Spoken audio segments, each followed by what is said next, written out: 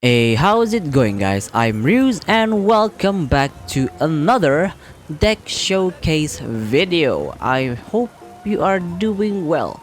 This week I'm going to show you my take on Yoto Hime Curse Blade.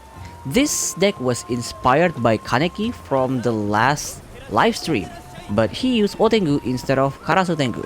Before that, I want to tell you guys about something new that they added to Shotengai. I was hoping we get more customization, but I'm just glad that they added something to it. They added this mini challenge thing that's basically you do 5 matches with 5 bots and you will get rewarded based on different Shigami combination. And basically, they want you to use all 167 Shigami if you want to get all of the rewards. I mean, it's kind of tedious, but it's good that they added something. I mean, I appreciate that they added this feature to Shotengai after ignoring it for God knows how long. But I was hoping for more customizations. Anyway, let's just jump into the deck rundown for now, shall we? In the last deck showcase, I see some people are still confused about how Yoto Hime SSR works. I will give you a short explanation. But first, I will need to explain a bit about the new Yoto Hime. Her basic ability is when she deals damage to your opponent, she will add a random card from your deck to your hand. Then, her combat cards have an evolve effect, basically changing that adding a random card effect into the effect that is written there. But this effect only activates once she is able to deal damage to your opponent. And at the start of the next turn, she will turn back into the previous effect so that she can use the ability again. I would call this state neutral state just to make it easier for you guys to understand. I know it sounds complicated now, but it's really simple once you see it in action. And for her SSR, you can only activate this in her neutral state. This card will allow Yoto Hime to gain a permanent +1 attack boost every time she changes back from the effect state to the neutral state. And if she dies in the neutral state but you already evolve her, she will instantly revive in the effect state. This will not work if she dies in the effect state. That's basically how her SSR works. It's just a really good permanent stat boost form with a revive on top of it. Anyway, the point of this deck is to basically chip away at your opponent's health, and then when you reach level 3, you should be able to finish your opponent off with either Karasu Tengu or Kamikui. And your Kamikui until level 3 would be just relaxing on the back until you needed to snipe an opponent's Shigami or when he finally reached level 3. So here is the card priority list. And oh, by the way, this deck is super flexible, so even if your hand doesn't look ideal, it can work around it very easily. So don't fuss too much about getting the perfect hand, you can just be fine with what you have. For high priority, you definitely want Yoto Hime Curse Blade Guard. This will make your games easier because having a blocker with barrier is going to be very hard to get over, especially in early game. And then we have Warfare Smoke. This, giving your Shigami a +2 attack and haste, will pretty much let you bulldoze every Shigami that stands in your way when combined with Shiranui's Rally. And the added piercing will make it easier for your Yoto Hime to trigger her ability. And of course, Shiranui Evolve will be also on top priority because she gives attack boost and piercing on activation. As for Karasu Tengu, I would just get his Wind Chase so that we can get more draws. For the situational choice, I would put Flowers of Yoto here, because while it is a good card, it's kind of hard to find the right timing to use it. Next we have Justice Shall Prevail. It's actually a pretty nutted card. It can get to +6 attack boost, but you need to be very specific with the setup. And Song of Truth is basically made for Yoto Hime because at the first attack she can clear the combat zone, and then the second attack she can use it to trigger her skill. And finally, Whiplash is our only targeting snipe card, so be very careful when using it because we don't have anything else. As for finisher, we don't really have much, but each one of these cards can easily shave off 8 to 10 plus damage to your opponent. First and foremost is True Visage. If you watch my Kamikui deck showcase, you know how scary this card is. Blade of Justice will also help you to finish off your opponent. And of course, Karasengo Evolve is also a good finisher, but don't rely too much on it. It's much better if you use True Visage instead. And that's about it for the deck rundown. It's a really simple deck with a lot of options to maneuver around your opponent. And if you want to make this deck even more cheaper than it already is, you can pretty much take out all of the SSR you see here. While it is good if you have it, it's not really necessary, especially for Kamikui. While it is good that you can stack his attack even faster, you would get by mostly by using True Visage and his other combat cards. Anyway, let's move on with the replays. Our first matchup is up against a Fraggro deck that isn't running Kujaku Myoou. Interesting, but they brought Hououga, so my guess is they really want to have two big finisher. It's a good idea on paper, but not really practical to be honest. With this deck, we don't really mind going first or second. The thing you want to pay attention is who is your first level up. Generally, if you're up against Aggro deck, your first level up would be Karasengo. If you're against Control, just go for Shiranui.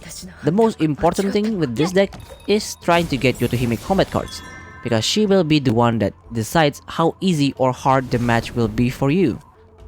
On their turn, they did this really cool move, Serpent Lash on Yoto Hime, then Venom Frenzy. That will clear the combat zone and they will direct attack with Hime dealing 6 damage. That was really cool. I rarely see anyone use that move, especially in Fraggro. On our turn, it's best just to pass, because I would not risk killing our Kamikui, especially when we have his Evolve ready. On their turn, they surprisingly get another Serpent Lash, so they will snipe our Shiranui. Then they will use their Myoou to attack and pass. Do not take that bait. They don't have her card, so it's useless if we kill her now. On our turn, we just evolve Kamikui, we weaken their Myoou so we can move our Karasengo safely and pass.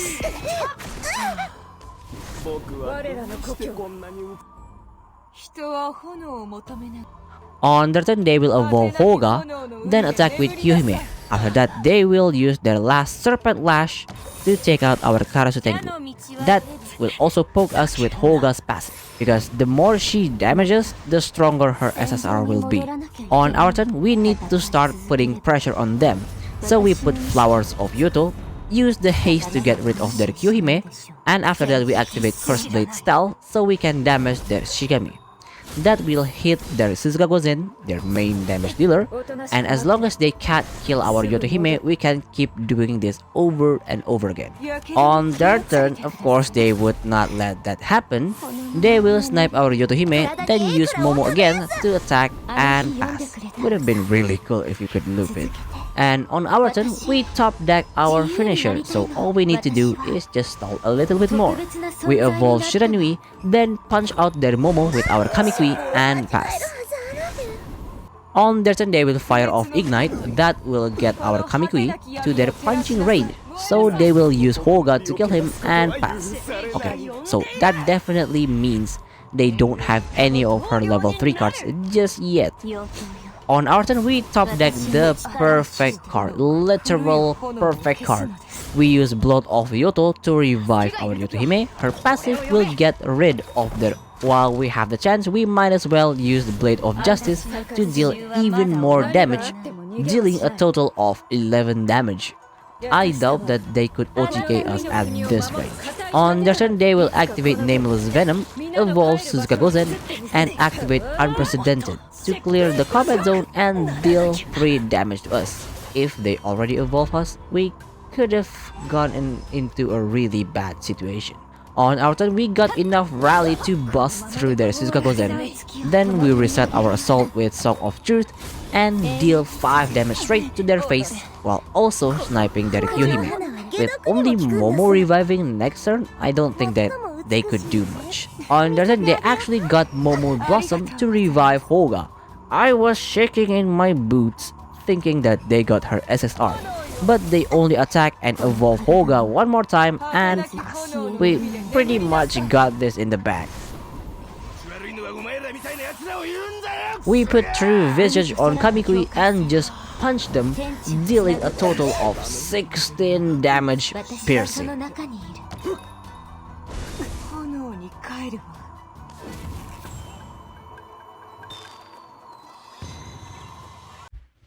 Our second match is up against this Kujaku Myoou Aggro deck. This is actually the most common use for Yoto Hime. Normally, you would just use her to disrupt your opponent's move or just to break through the combat zone. But we are brave people and we use Yoto Hime to actually clobber our opponent. We get the first turn this time. Anyone we put in the combat zone is going to die immediately because they have Kujaku Myoou. So we put the safest one to die, that is Karasu Tengu, in the combat zone and pass. On their turn they would use Kujaku Myoou's evolved trick effect, then assault with her. Okay, I thought for sure that they would kill him right away. On our turn, we drew literally the perfect card to deal some serious damage. So we activate Wind Chase, then we activate Curse Blade Guard, Karasu Tengu projectile will get rid of their Kujaku Myoou, and our Yoto will get her barrier. But we don't stop there, because we need to pressure them with some damage. So we activate Justice Shall Prevail, and that is how we deal 11 damage in level 1. On their turn, they will actually kill our Karasu Tengu with Susanoo, then put Flowers of Yoto on their Yoto Hime and pass. On our turn, we again top deck another perfect card for this situation. We just assault with our Yoto Hime, then reset the assault with Song of Truth, and punch them again, dealing 4 damage. And our Yoto Hime will gain barrier. I think this is the first time our top deck is looking really good. On their turn, they will activate Ignite to get rid of our Yoto barrier, and then they assault with their Yoto Hime, killing our Yoto. After that, they will activate Curse Blade Stealth, and because they hit us, her skill activates, hitting our Kamikui. Thankfully, that didn't hit our Shiranui.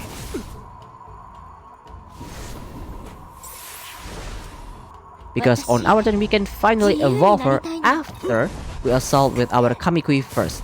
The reason I did this is I want to save up the extra rally for our Karasu Tengu instead of chasing that 1 damage piercing.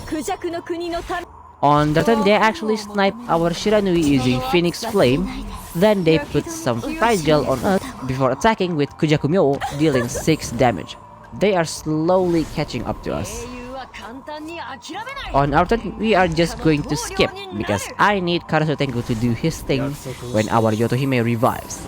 On their turn, they will activate Kujaku Myoou evolve again. Wow, they're either really lucky or really unlucky because most of the time you don't want that evolve to be in your hand. Then they will do the exact same thing as last turn and pass.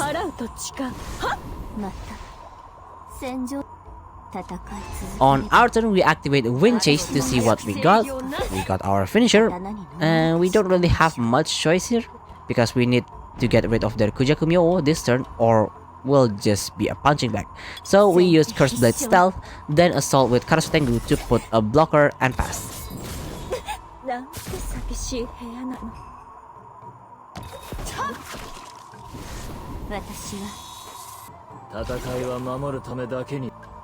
On their turn, they will use Foresight Slash, then use Susanoo to kill our Karasu Tengu and pass. Ooh, they are going to feel this piercing damage.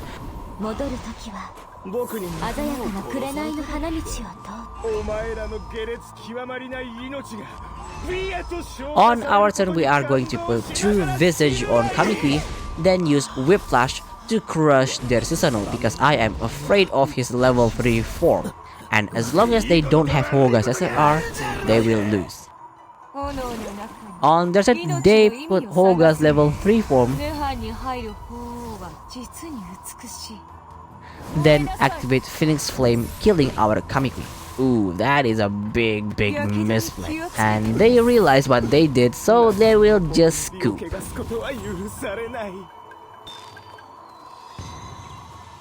And with that, you have reached the end of the video. I sincerely hope you guys enjoyed it. If you have any deck requests or suggestions, let me know down in the comments. And if you want to support me, I have Patreon and Ko-Fi links down below. And do not forget to join the Onmyoji Discord because we got some awesome and helpful people in there. That's it from me. See you on the next video or live stream. Bye!